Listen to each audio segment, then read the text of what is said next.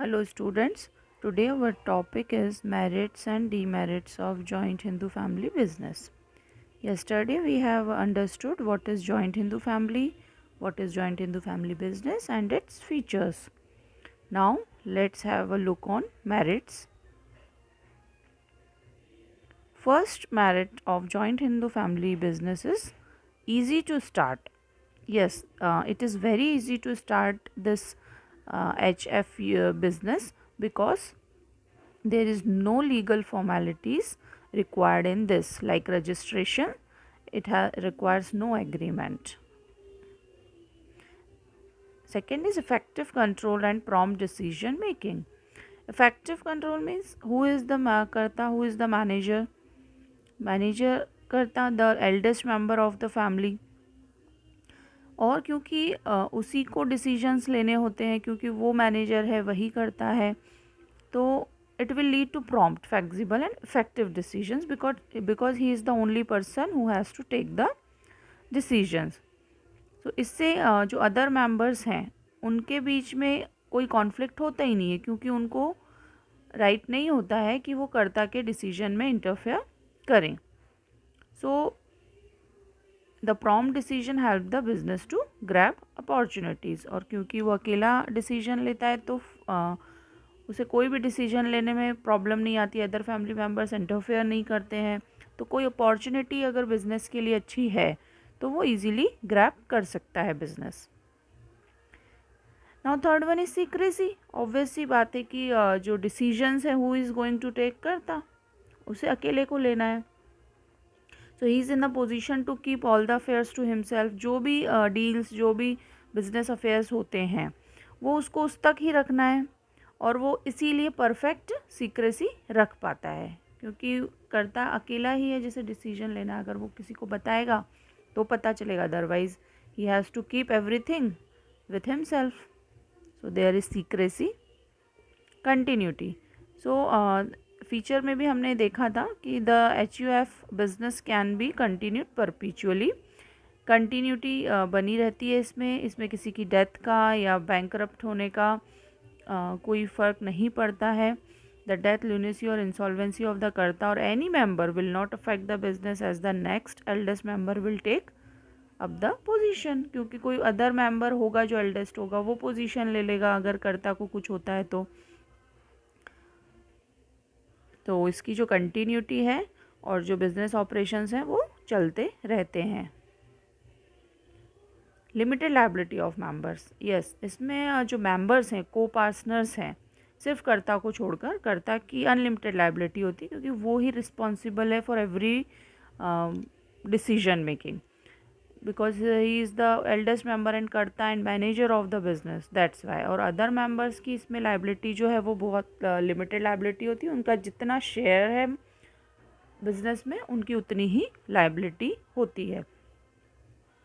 Now, freedom regarding selection of business.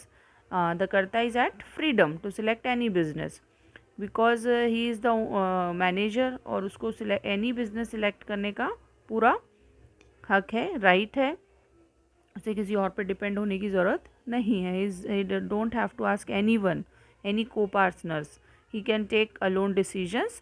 So, he has the freedom regarding selection of business. Increase loyalty and cooperation. Since the business is run by the members, are relatives and members of same family, there is a greater sense of loyalty and cooperation towards one another. क्योंकि इसमें कोई outsider होता नहीं है, इसमें सिर्फ family members होते हैं, कर्ता भी फैमिली का पर्सन होता है, सो ऑल अदर को पार्टनर्स भी फैमिली के होते हैं. तो इसमें जो लॉयल्टी है, ऑनेस्टी है और कॉपरेशन जो है वो फीलिंग हमेशा बनी रहती है और वर्क अच्छे होने के चांस रहते हैं.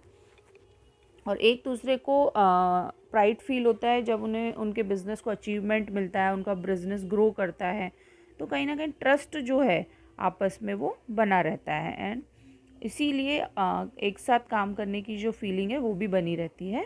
सो there is always increase loyalty and cooperation in HUF. Now let's take the demerits of joint Hindu family business. Its first limitation and demerit is limited resources. The capital is limited only up to the resources of one family. क्योंकि ये family business है तो इसमें जो resources हैं obvious सी बात है वो भी जो फैमिली में रिसोर्सेज हैं एक फैमिली की वही यूटिलाइज हो पाती हैं। No outside members other than family members can be introduced, कोई और मेंबर तो आएगा नहीं। सो यहाँ पे इसीलिए उनकी सिर्फ अपनी फैमिली की जो रिसोर्सेज है वो बिजनेस में लगती हैं, और वो भी मेनली कौन सी होती हैं, जो एंसेस्ट्रल प्रॉपर्टी हैं। हमने जो बात की थी एंसेस्ट्रल प्रॉपर्टी की, जो उनकी पुरानी जो फैमिली की सबकी जो कॉमन प्रॉपर्टी होती है वही लगती हैं। तो इसीलिए इसमें लिमिटेड रिसोर्सेज रहता है। सो ये जो है एक डीमेरिट है, इसीलिए जो लार्ज साइज़ का जो बिज़नेस है वो हो नहीं पाता। और इसी ड्यू टू लिमिटेड रिसोर्सेज, क्योंकि रिसोर्सेज ज़्यादा होंगी तो ही बिज़नेस का लार्ज स्केल पे कर पाएगा करता, तो वो इस बेनिफिट से दूर रहता है। Now next is unlimited liability of karta. This is the demerit that क्योंकि कर्ता के हाथ में सारे पावर्स होते हैं, वो बर्डन ज़्यादा उसके ऊपर होता है, रिस्पॉन्सिबिलिटी होती है डिसीजन मेकिंग की, मैनेजमेंट बिजनेस का उसके हाथ में होता है, और सब होता है उसके बाद भी कहीं ना कहीं उसको अनलिमिटेड लाइबिलिटी फेस करनी पड़ती है। अगर उसकी कल को बिजनेस डेप्थ होता है या बिजनेस में कोई लॉस होता है तो उसको अपनी पर्सनल प्रॉपर्टी भी देना पड़ सकती है जो डेप्थ है उनको रीपे करने के लिए। दिस में make him overly cautious and timid in the business dealings, और कहीं ना कहीं उसको डर लगता है और वो एकदम से कोई भी बिजनेस डील करने में सोचता है। और अगर कोई अदर मेंबर्स के एक्शन की वजह से कुछ बिजनेस को लॉस होता है तो भी कहीं ना कहीं उसको ही सफ़र करना है, क्योंकि अदर मेंबर्स की तो लिमिटेड लाइबिलिटी है, जितना शेयर है उतना, और कर्ता की जो लाइबिलिटी है वो अनलिमिटेड होती है। तो अगर कोई फैमिली मेंबर्स की वजह से भी कोई लॉस होता है तो उसे ही फेस करना है। डोमिनेंस ऑफ कर्ता, ऑब्वियसली बात है कि जब कर्ता जो है इंडिविजुअली मैनेज करता है, सारे रिस्क लेता है, अनलिमिटेड लाइबिलिटी होती है उसकी, तो कहीं ना कहीं उसको जब मैनेजमेंट कर्ता के हाथ में है, डिसीजंस उसके हाथ में है, तो कहीं ना कहीं ये कॉन्फ्लिक्ट का रीज़न भी बन जाता है, क्योंकि उसमें कर्ता कहीं ना कहीं डोमिनेट करता है डिसीजंस को, और अदर मेंबर्स को मे बी वो अच्छा ना लगे। सो ये रीज़न एक बन जाता है, और जो ब्रेकडाउन है फैमिली का वो हो सकता है। लिमिटेड मैनेजरियल स्किल्स, क्योंकि एक ही पर्सन है कर्ता जो मैनेज कर रहा है बिजनेस को, whether it is most qualified हो या नहीं हो, जो एल्डेस्ट मेंबर है वो कर्ता बनेगा। So since the karta can not be an expert in all areas of management, he may not be able to perform all the managerial function। एक अकेला सारे managerial function perform नहीं कर सकता।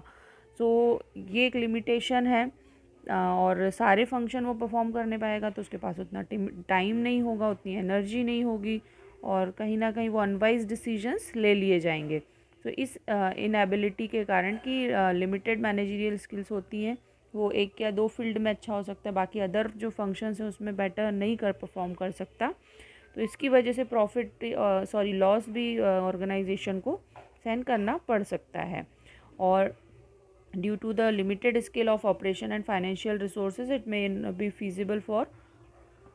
not be feasible for HUF to secure the services of experts in different fields like purchasing, production and marketing।